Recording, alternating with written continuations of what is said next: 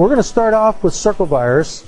Circovirus is one of the two most costly diseases that we have, and what I'm going to focus on today is more of the reproductive. But this is where we've been. We've had the diarrhea, the PDNS, although that's not necessarily always connected with circovirus, but we tend to see it more often when circovirus is active. And of course, these pigs that just don't grow because of the viremia and the infection that's going on inside of them. We had the enlarged kidneys. That was pretty much a classical look that we would find. This pneumonia, this pneumotic look, this edema of the fluid that accumulates between the lobes of the lungs.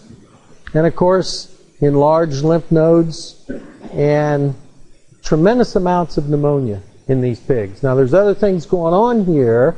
This was taken out of a situation that was like a PRDC, porcine respiratory disease complex. Where has circovirus or the clinical expression of circovirus been found? In all major swine producing countries around the world. So any place that they've been raising pigs, the majority of pigs, we have found PCVAD. So, back to do a little bit of background science. We now know that there are 5 different types of circovirus.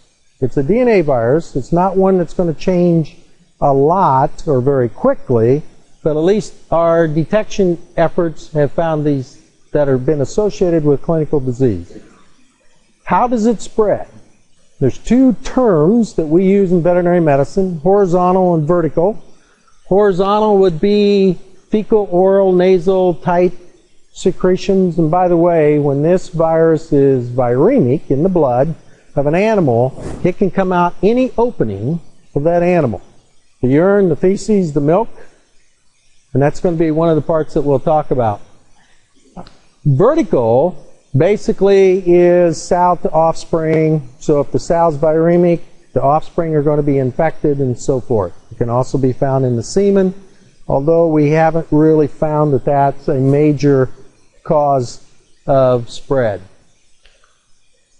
This can be what it looks like, but for most of us in the room that's got any age in this industry, this will look like parvovirus. Fetuses that die over time all the way up to full term. So we have to be very careful separating out what's circovirus and what is parvovirus. Infections in the breeding herd, where I start to think about things in most of my ongoing clients is in how we enter gilts, what we need to be doing, what we need to be thinking about there. Repopulated farms, we've had some outbreaks, not a lot, and again, this reproductive aspect in the sow herd has been more rare than what we've seen in the nursery and finishers.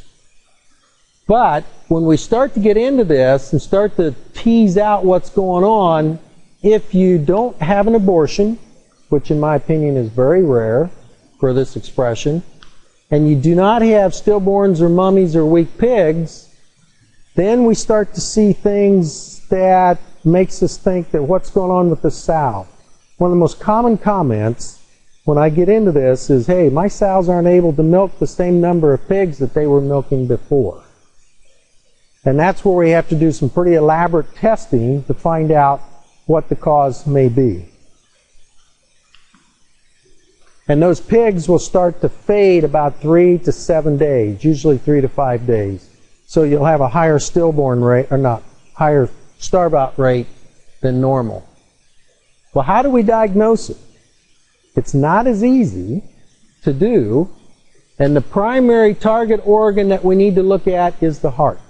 And I've got some pictures of the heart and what it looks like, but this virus, when it infects the developing fetus, if it's going to cause a problem, it's going to affect the heart muscles. So you get this heart failure, an enlarged heart, or a congestive liver type look, a lot more fluid around the chest cavity in these piglets. This picture is not showing up well, but this heart is just kind of flabby. It doesn't have a lot of tone to it. And if you can appreciate that, there's some lighter coloring, discolorations where the virus has actually been killing the heart muscle. Of course, the fetus will not live when this happens. In this particular picture, we have a lot more fluid than normal that you would find in a normal fetus. And the heart here again has some pale looking areas scattered all the way across it. Livers are usually enlarged as well. Now, if you do a literature search, you can find where pathologists and researchers have shown us about any stage of gestation can be affected. So, take-home message, embryonic death can occur at any stage throughout gestation. Dr. Darren Mattson has helped with some of the pictures here today, and in his work at Iowa State University, they've clearly shown that they're diagnosing more on the reproductive side than they had before. Maybe that's because we're looking for it. We weren't looking for it before because our focus was on all these pigs dying out in the finishing barn. But now that we have that under control, then we start to pick up on some of this. I want to step back a bit. Back in 06 and 07, when we were testing the serum on replacement gilts coming into isolation, they were highly positive. Then we started to vaccinate. We started giving it a weaning or thereabouts. And when I started to retest these same farms in 08, they were highly negative. So I don't know what happened. I can speculate, but I don't know what happened. So we started vaccinating our replacement gilts again in 08. I started recommending that in 08 and have continued ever since. And even with that, we've had 3 reproductive situations with circovirus in the last 12 months. So with that, talking about the replacement gilts, we do give them a booster dose as they go through. If you're using the 1-dose or the 2-dose programs, they both work. So we booster those gilts. On those farms that we do feedback, but I gotta wonder if that's not, this is my opinion now, if that's not a source of infection. In other words, what I'm saying is, how should we start to look at circovirus? Should we start to do things like we do with other pathogens and reduce its exposure rate on these in these populations? So far we haven't. If you go into a farm, an ongoing flow, and you do some PCR work, you'll find circovirus on your hands, your boots, absolutely everywhere. Skin of a sow. Even though you're not finding clinical signs or observing clinical signs, it'll be in their colostrum. So circovirus is everywhere. We're not going to be able to eliminate this virus anytime soon. Sow vaccination is not a routine for us yet. Canada is starting to pick it up. They're starting to vaccinate sows quite a bit more frequently than we are so far. That's my understanding from our colleagues up there. But where we do need it, we are vaccinating the sow herd. And there's different ways you can go about doing that. So in summary, this is, Max and I are going to tag team back and forth. We're going to keep you awake that way. In summary, you can get increased mummies and stillborns. And again, it takes a pretty intense testing to find that virus causing the problem when it's causing death. I think in utero infection is far more common than we have really anticipated in this industry. In other words, I think it's going on. It's not necessarily creating a concern yet, but it's happening. And then something changes on the farm, and pretty soon you detect it. So far, the very earliest signs for us have been in the farrowing house. Very astute farrowing staffs are saying, hey, these sows aren't milking what they were milking before. So this has become one of the pathogens that we look at today when I'm faced with that. We can easily control clinical signs of this pathogen. We don't necessarily influence the infection by vaccination. In other words, we can have a highly immune animal still become exposed to the virus, but they will not show any clinical signs. This is kind of breaking out what I was saying, again with the help of Dr. Darren Madsen. You know, do we have a reproductive failure or do we have an in utero infection? Took me a while to get to this, but this is a very clear flow chart of what I think can be going on with this virus. And Max is going to talk about circovirus. When Tom and I talked about doing this, we thought it might be kind of fun to maybe take opposite views about these two diseases, but I think Circo, we kind of agreed that that this one it's going to be a while before we eliminate this virus. So we're probably both going to talk the same about this virus, that we don't really look to eliminate it here real soon. But a few comments on that. You know, probably somebody's going to want to start eliminating it before too long, but I think it will be. I don't think it's an urgent priority because we have such good vaccines, and we know pretty well how we can control it. We know that this has widespread occurrence, as Dr. Gillespie said, and I think we just have a whole bunch to understand about this disease. You know, why it reared its head, and really what's going on in these herds. So I think it's going to be a while, but certainly they're able to get some negative pigs for research. So that means that probably there'll be somebody that will want to try to eliminate it here before too long. I had breakfast with Heather Hill the other morning, and we were talking about being a pork producer, and she said, no, you got to be a pig farmer, right, Heather? Because that's what resonates with consumers. So as Michelle kind of said today, we got to think about speaking the right language. So I found I always like to find something off the internet, you know, that I can put, and this says that you may be a farmer if you know that Chekhov is not a Russian diplomat. So I'll have a few of these interspersed through here.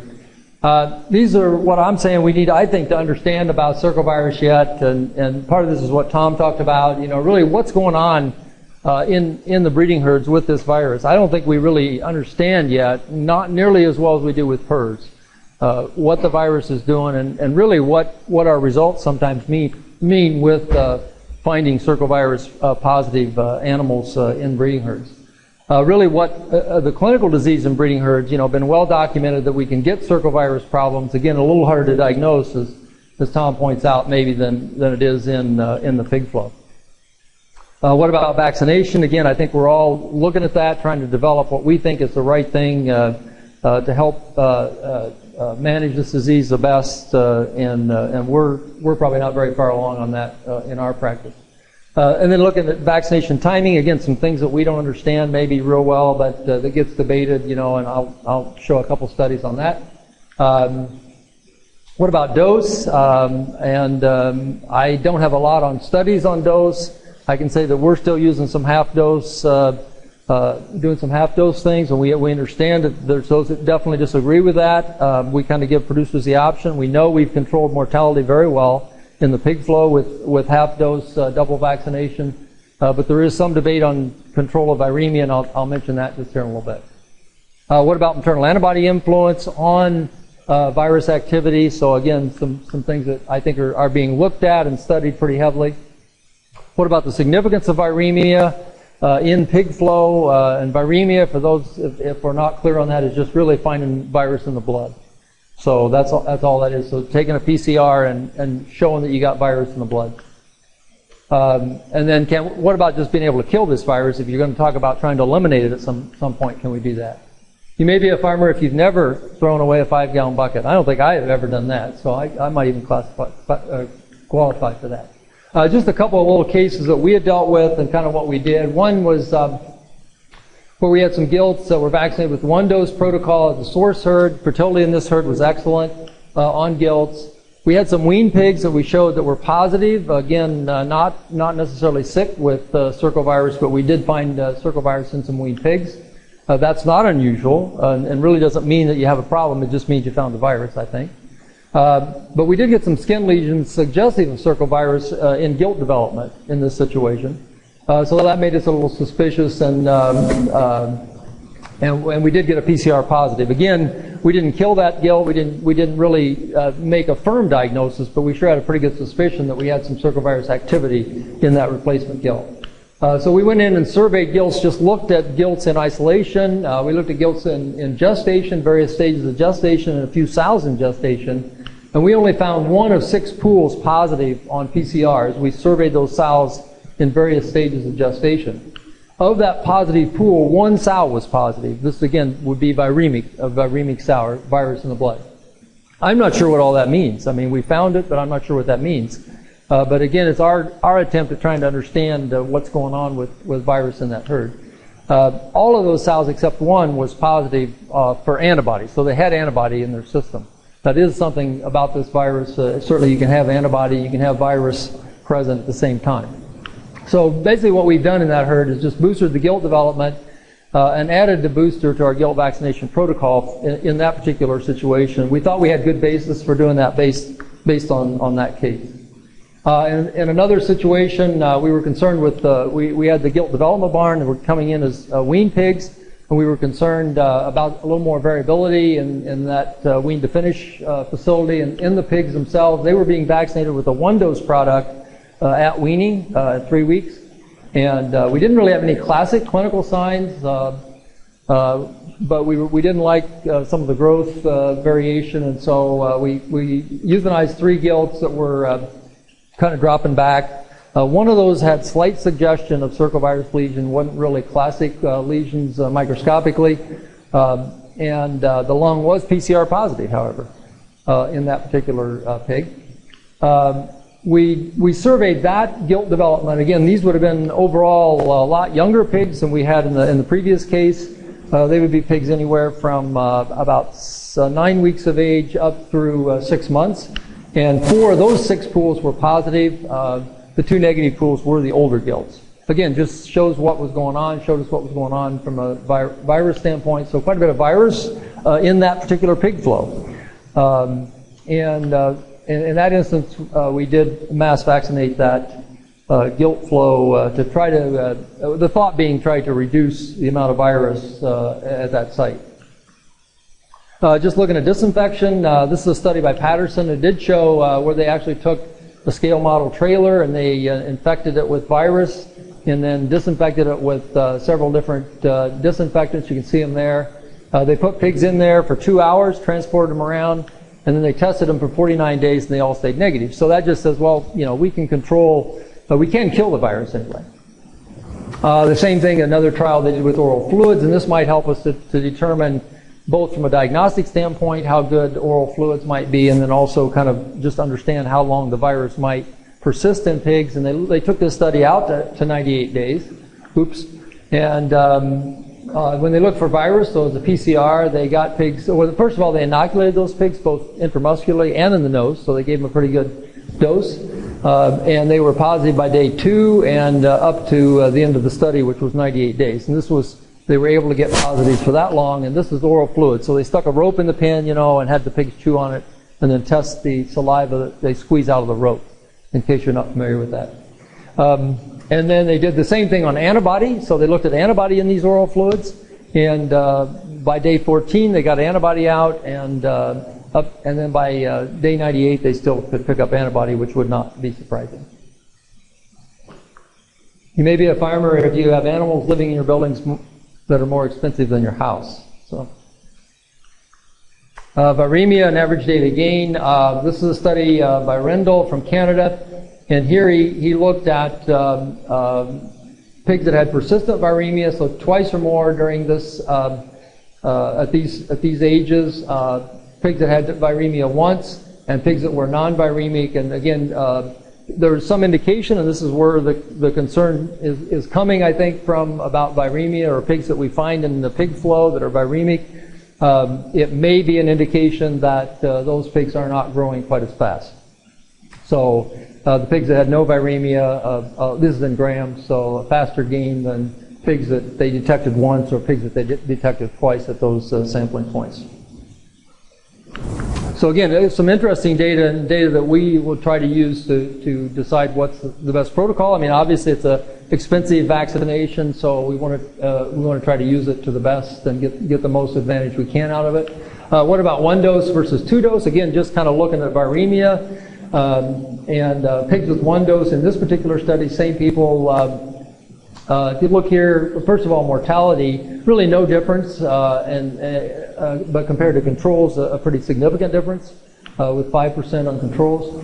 But of the pigs that are dosed once, they found 47% of them viremic. The pigs with twice, 8.3%, and the controls 85%. So looks like there might be a difference there in that particular study. Average daily gain in the nursery was actually better in the one-dose protocol, but in the finisher it was better with the two-dose protocol. And the theory that they had was, well, they were controlling viremia better, so that's why gain was better in finishing. Iowa State also did a study on viremia, and they looked at the one-dose versus two-dose, maybe not quite as, they looked at it a little different way. The one-dose product reduced viremia by 78% versus controls, and two-dose by 97%. And on these particular pigs, they didn't really see any difference in microscopic lesions, and they did not have performance data. Another thing that comes up once in a while is people say, I wish I could vaccinate them early, you know, get them in the fairing house, and I know some people have done that. And this was a study that looked at that from Europe.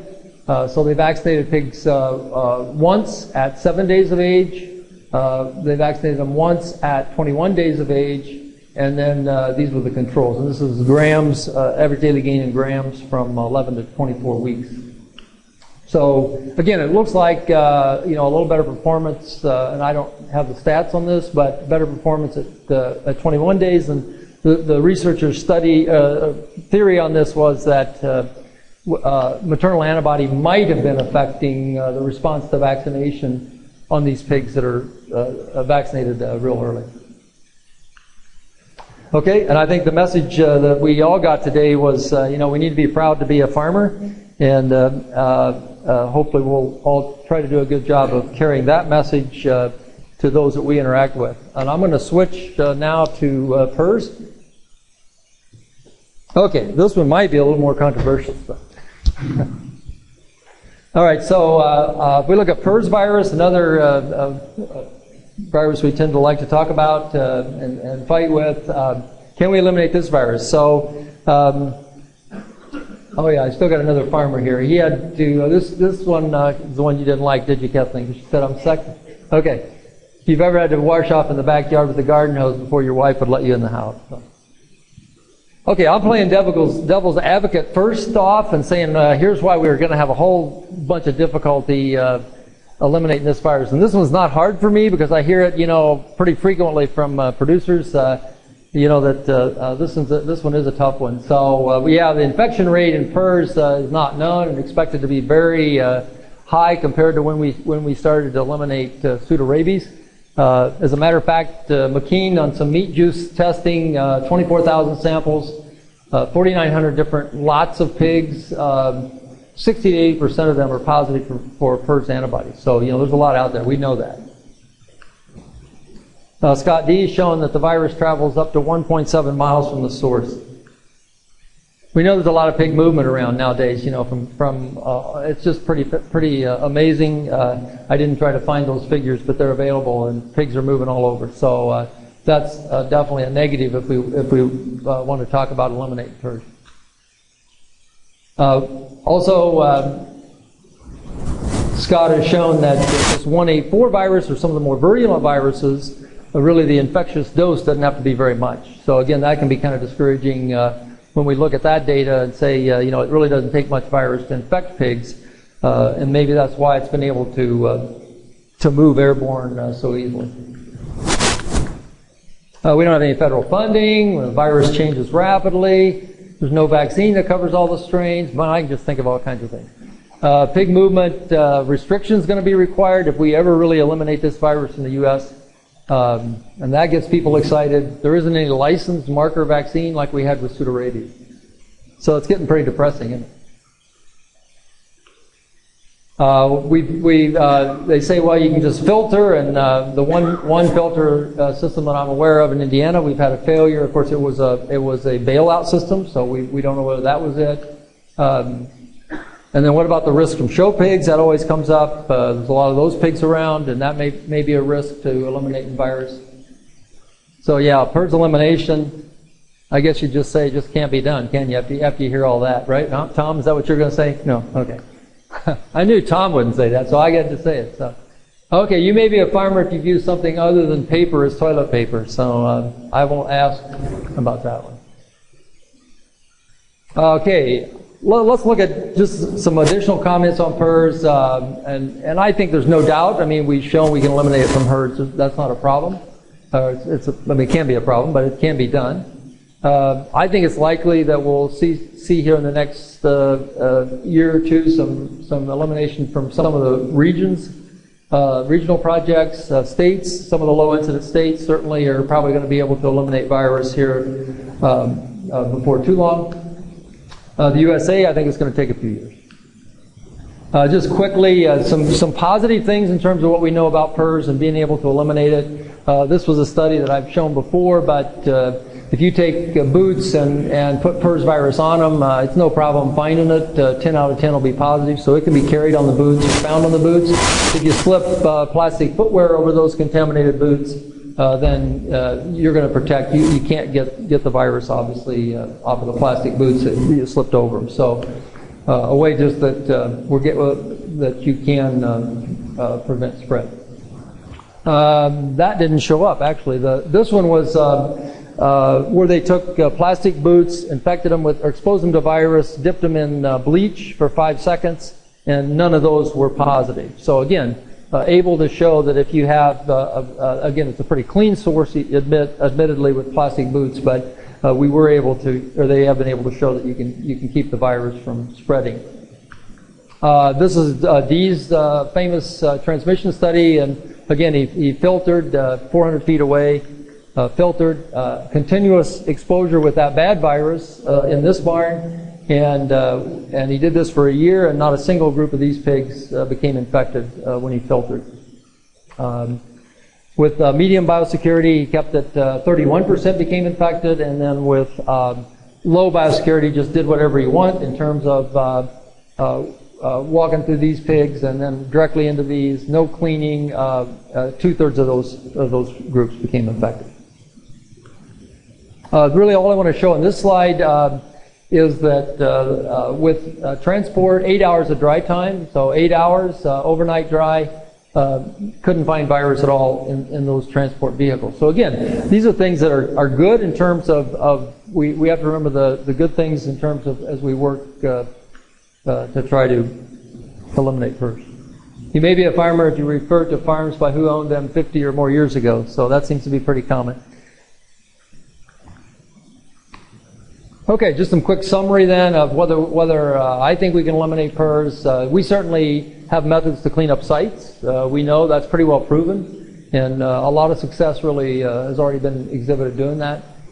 Some recent data from Reichs, the group in Minnesota that's filtered more barns than anybody else, when they took and looked at break rate per year prior to the time that they had any filtered barns, and they looked at 38, they had 38 farms filtered, by the way, 34% break rate per year. So about a 34% chance that you're going to break, or 1 in 3 years, I guess. After they 100% filtered, 4% break rate, and with partial filtration, 8%. So some pretty dramatic reductions in terms of breaking back with PRRS on some of these high density areas, and have been successful. Obviously, very expensive, but successful at keeping it from re-breaking. Location we know is big. We've certainly got farms that aren't very biosecure in terms of the farm itself, but located in very low dense areas and have gone for years without any PRRS. We know regional cooperation will be necessary, and I think Tom's going to talk some more about that. At least 7 to 8 projects, or maybe some more, that are really underway of some regions working together, so I think there's some hope there for some progress. And the thing we have to remember in PRRS elimination, there's going to be some setbacks, and we have to be prepared for those. It's just the nature of the virus and the nature of where we're at with that, with trying to get something done with it. But the devil's advocate's getting a little smaller anyway. We have, through our organization, Swine Practitioners Organization, a committee that has worked at really trying to define some of the terms that we'll use and some of the herd classifications. This hasn't been published yet. It's in the process, but the American Association of Swine Veterinarians has adopted this as kind of our guidelines of what we would like to see used in terms of the group projects that are ongoing. And this is going to be refined, and it's a working document, so I'm sure we'll change it as we go along. But it basically tries to classify herds into 4 different categories based on the status, and it defines the status of those 4 areas. One thing you might be interested in is, because it's a term that we as veterinarians and producers have used quite a bit, is the herd stable? And what that group has decided is that if you have 3 negative PCR samplings of 30 pigs due to wean, these are pooled samples in groups of 5, then that herd could be considered stable. Obviously, as groups progress and as producers work together, we're going to have to share information if we're ever going to be able to eliminate this virus. We're going to have a lot of cooperation in order to do it. And it really is going to be you as producers or pig farmers that are going to decide if you want to do this. I think veterinarians are on board to try to help in any way possible. But I think it's going to have to be producer driven. We know that it's probably not at this point any indication that it's going to be any kind of a government program that really will get this off the ground. I do think it's many of us feel we've lived with this virus long enough, and we really do need to at least be thinking about the future. And sometimes it's pretty hard when you've just gone through a PRRS break to think that you're going to get involved in trying to eliminate it in an area. But if we don't do that, if we don't kind of draw a line in the sand and say, hey, I think it's time to do this, then I don't think we ever will, because we'll just let it continue to fester and aggravate this industry.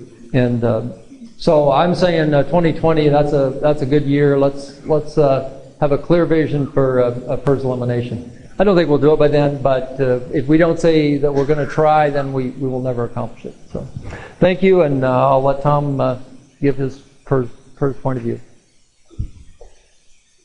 Before I get started on PRRS, I may throw out a bomb here. Viremia. Max showed some very good studies, but I think we need to carry those studies all the way to finishing, because I've seen 2-dose programs and single-dose programs with high viremia, but yet those pigs grew extremely well.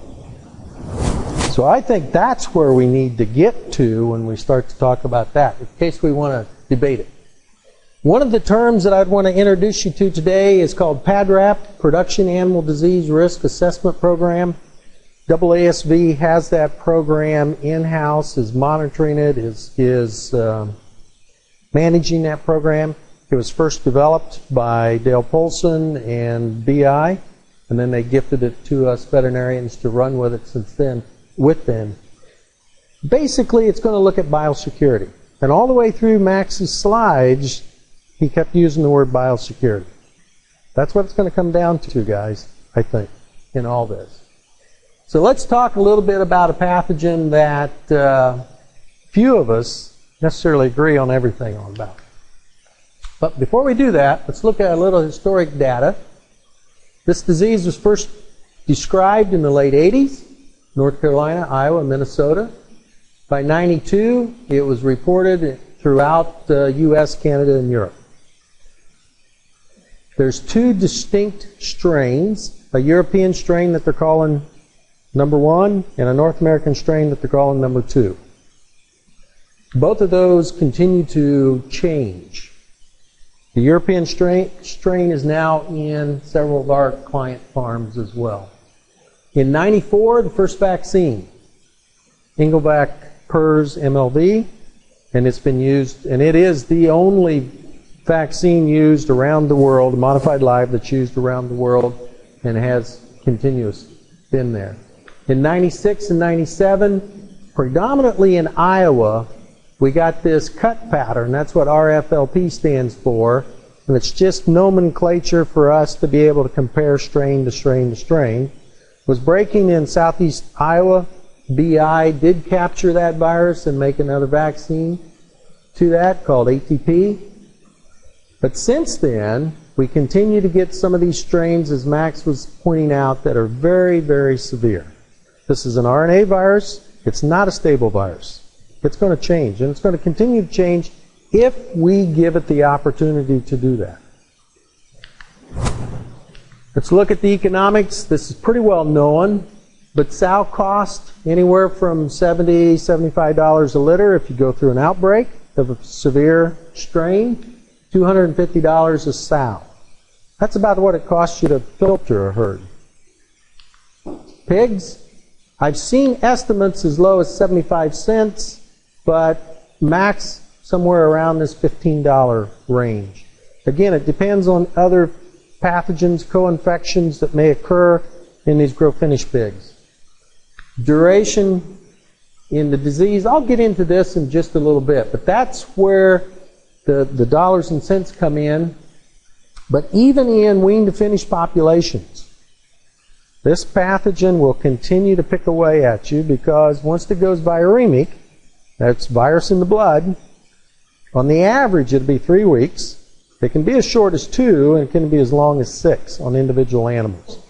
When that virus is viremic, that's when it's really doing its damage. So the cost to our industry is somewhere over $500 million to $750 million a year. Those are estimates, and most of that's occurring in grow finish.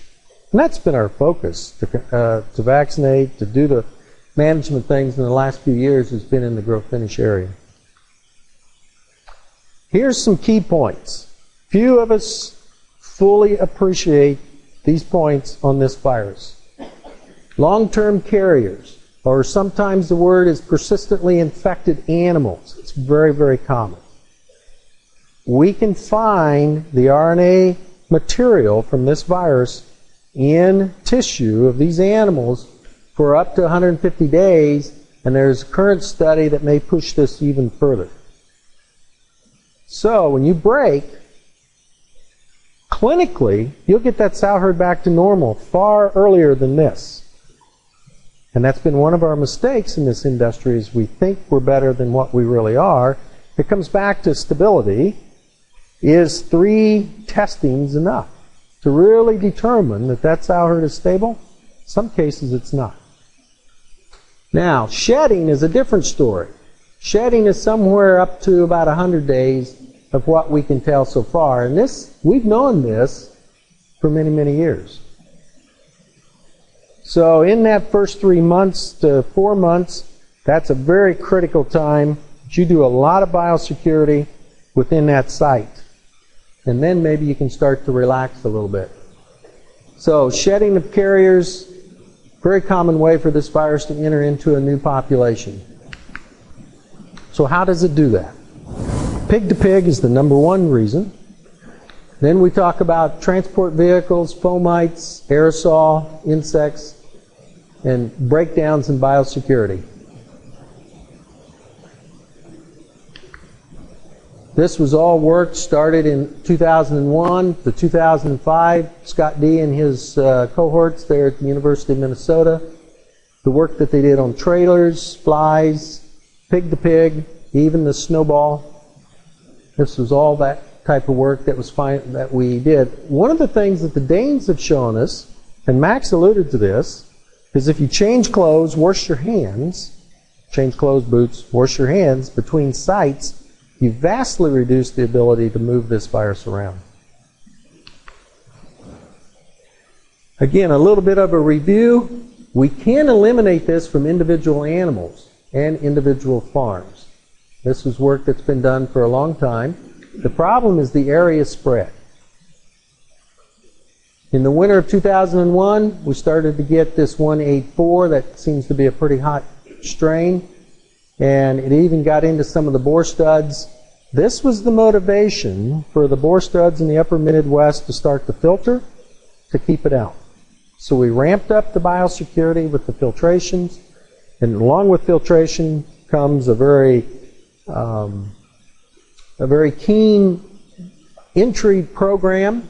So a lot of this was improved after we got our teeth kicked in by this strain. Now, when you throw 2 pathogens together, suddenly your 1.5 miles becomes almost 6 miles, 5.6 miles. And both the mycoplasma and the PRRS, in this case, that was captured this far out, was able to cause infection in the animal that they put them back into. It's called bioassays. So they took the isolates that they found that far away from the source farm, put it back in those animals, and they were identical to what they put into that population. I think there's some optimism, and I think you'll start to hear this in the veterinary community because we're beginning to understand better maybe what we already knew, but now we have some science to put with it. You know, we can more easily collect some information on the population. We can stop entry. We're knowing better how to use the modified live vaccine. We're understanding biosecurity differently. We're GPS mapping in this whole area spread situation. And there's beginning to be a collaboration of efforts. We've started one in Northwest Indiana. We were asked to kind of start this thing. But the one that kicked it off is Stevens County, Minnesota, where they've had some success in 2 counties. And now they've branched out and they're showing it in several more. And I'll show you a map on that. But basically, this is where we as an industry, all of us in this room, have to work together to achieve something better than we have already. Several of these have been started. The one that was Stevens County was right up next to the North Dakota state line. It's now crossed this highway across the bottom all the way north. They've expanded it because of the success that they've had with that particular project. I understand that Pennsylvania is a complete state, but they're just getting started with that. North Dakota has actually caused some concern with Canadian producers because they're shipping pigs through that state to come down to be finished in southern Minnesota and Iowa. So there's some issues there that have to be worked through as well. And then basically this is 421 to 24 up the state line to Lake Michigan. It's kind of the geographic area that we have outlined. And again, we're just sticking our toe in the water, so to speak, on this thing. I don't know where this is going to go. I'm open to thoughts and ideas, but we're using the pad wrap. An example of the pad wrap into this northwest area, just remember this color coding, least likely or less likely to have problems and most likely is the hot red. And so one of the areas, and I just got this information yesterday, so this is fresh. One of the areas that we're looking at is the characterization of each sow farm, basically looking at size, location, types, or are they multipliers, genetic, or commercial herds, or just what they might be. And in that geographic area, is there other farms? In this case, how old are they? Density of the area. You can see we're not in a very dense area. There's I think there's 20 sow farms that we've characterized this summer with the help of BI and other veterinarians in this room. So we just got this. We're going to have to wade through it and see what information we can mine from it and then feed this back out to the producers. What makes sense to me? I've eliminated PRRS out of sight since 1998. I know it can be done. Can we keep them clean? I'm more excited about that today than ever because of what we know, but it's going to take an area control to keep some farms clean just because of where they're located. That's kind of my take-home message. PRRS control, eliminate where you can. Don't eliminate right now if it doesn't make sense. And then some of this got cut off, but indirect, reducing the low diversity, new variant emergence, that's what it's all about today. If we can somehow learn to put roadblocks up so that we don't get always every 3 to 5 years get a new strain that walks across the industry and hurts us all economically. That's really kind of the driving force behind this, I think.